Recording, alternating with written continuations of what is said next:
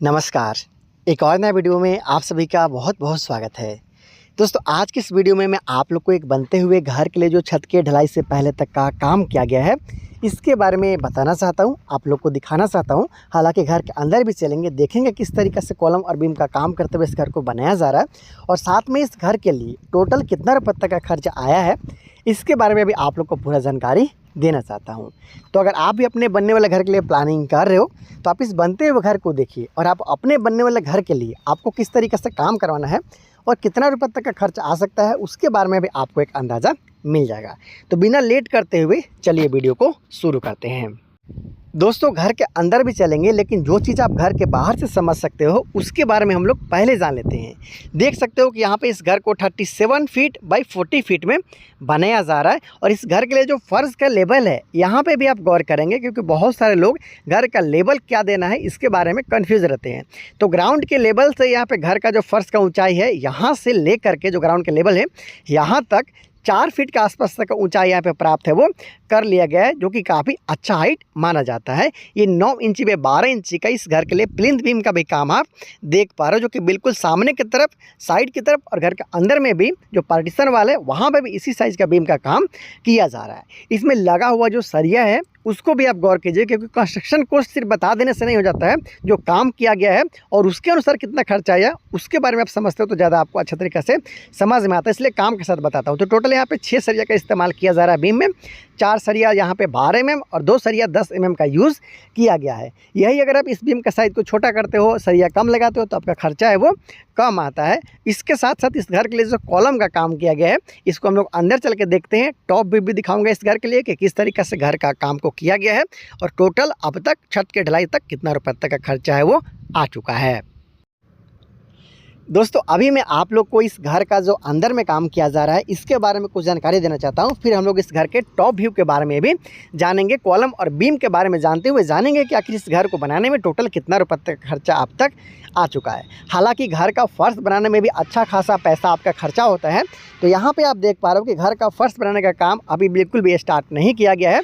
सिर्फ जो back filling का काम होता है, मिट्टी का भराई का काम, वहीं तक काम कंप्लीट किया गया है। साथ में इस घर के लिए जो भी कॉलम का इस्तेमाल किया जा रहा है, ये देख पा रहे हो घर के अंदर में या फिर बाहर से भी जो आपने कॉलम देखा था, हालांकि टॉप भी दिखाऊंगा, जो सरिया लगा हुआ है उसके बारे में बताऊंगा कि किस तरीके से है। लेकिन कॉलम के साइज़ के बारे में जान लें तो इस घर के लिए प्रत्येक कॉलम को 9 इंच बाई 14 इंच का साइज़ में बनाया जा रहा है। ऊपर चल के मैं आपको इस घर के लिए जो सरिया का इस्तेमाल किया गया है, कितना mm का सरिया है, कितने का संख्या में, वो सारा चीज़ जानकारी देता हूँ। साथ में जानेंगे कि कितना रुपये तक अब तक खर्चा आया है।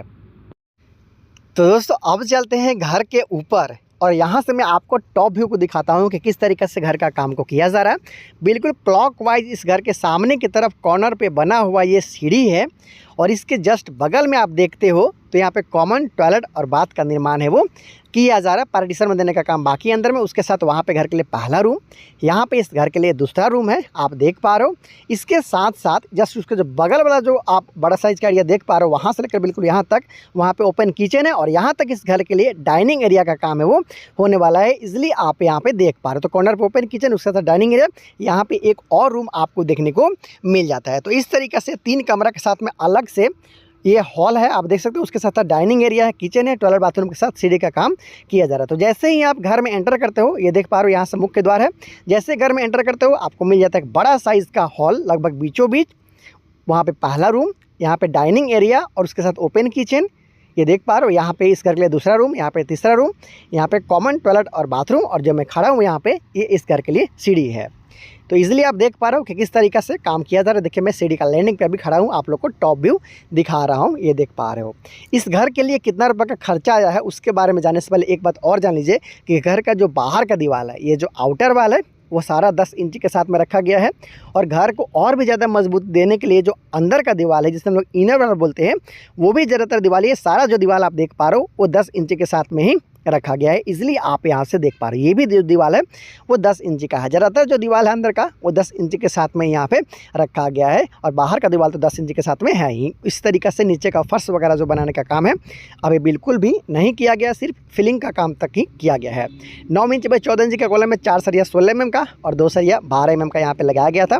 नीचे मैंने आपको कॉलम का साइज़ बताया था और बोला था मैंने कि ऊपर चल के इसका सरिया के बारे में बता दूंगा। तो मैंने इस घर के बारे में जो भी अब तक का काम किया गया है छत के ढलाई से पहले तक का, उसके बारे में मैंने आप लोग को पूरा जानकारी अब तक दे दिया है कि किस तरीके से इस घर के लिए काम को किया जा रहा है। 37 फीट बाई 40 फीट में 3 बेडरूम के साथ हॉल, अलग से dining area, kitchen, toilet, bathroom के साथ सीढ़ी वाला बनता हुआ घर है। छत के ढलाई से पहले तक का पूरा काम कंप्लीट कर लिया गया है। तो दोस्तों, अब तक आपने देखा कि इस घर का काम को किस तरीक़े से किया गया है।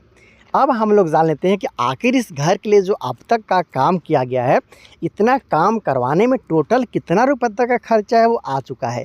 एक बात और आपको क्लियर कर दूं कि इस घर को 37 फीट बाई 40 फीट मतलब 1480 स्क्वायर फीट में बनाया जा रहा है। एक बड़ा साइज़ का घर है। और इस घर के लिए जो अंदर का भी आपने देखा था दीवार और जो बाहर का दीवार देखा था, ज़्यादातर दीवार को 10 इंची के साथ में किया गया है। इस तरीके से 10 इंची का दीवार बाहर और अंदर का करते हुए ईंट ज़्यादा लगता है तो खर्चा ऐसे में आपका ज़्यादा आता है। जैसे कि इस घर के कॉलम और बीम के बारे में भी आपने देखा कि इस तरीके से डिज़ाइनिंग किया गया है कि ईजिली इस घर को 3 तला तक ले जाया जा सकता है। कॉलम का साइज़ भी 9 इंची बाई 14 इंची का था। बीम में भी आपने देखा था कि 6 सरिया के साथ में काम किया गया है। कॉलम में भी 6 सरिया के साथ में यहाँ पे काम है वो किया जा रहा है। तो टोटल अब तक 5,70,000 रुपये से लेकर 5,90,000 रुपये के आसपास तक में खर्चा है वो आ चुका है। अगर आप भी इस तरीके से काम करवाना चाहते हो तो 5.5 से 6 लाख के आसपास तक का एस्टिमेशन रख सकते हो छत के ढलाई से पहले तक का काम करवाने में। आगे इस घर के लिए जो छत का ढलाई का काम करवाया जाएगा, प्लास्टर का काम किया जाएगा, पेंटिंग का काम किया जाएगा, स्टेप बाय वीडियो आप लोग को इस चैनल पर देखने को मिलता रहेगा। तो दोस्तों, अगर आप भी अपने लिए घर बनाने का प्लानिंग कर रहे हो या फिर घर बनवा रहे हो, आप इस छोटे से चैनल को सब्सक्राइब ज़रूर कर लीजिएगा, क्योंकि आपको अपने बनने वाले घर के लिए बहुत सारा आइडिया और कंस्ट्रक्शन कॉस्ट के साथ में जानकारी इस चैनल के माध्यम से मिलता रहेगा। तो बहुत सारा और भी बनता हुआ घर का डिज़ाइन, वीडियो और कंस्ट्रक्शन कॉस्ट के लिए, कॉलम और बीम का जानकारी के लिए आप चैनल को सब्सक्राइब ज़रूर कर लीजिएगा। बहुत जल्द मिलते हैं अगले वीडियो में। Thank you so much.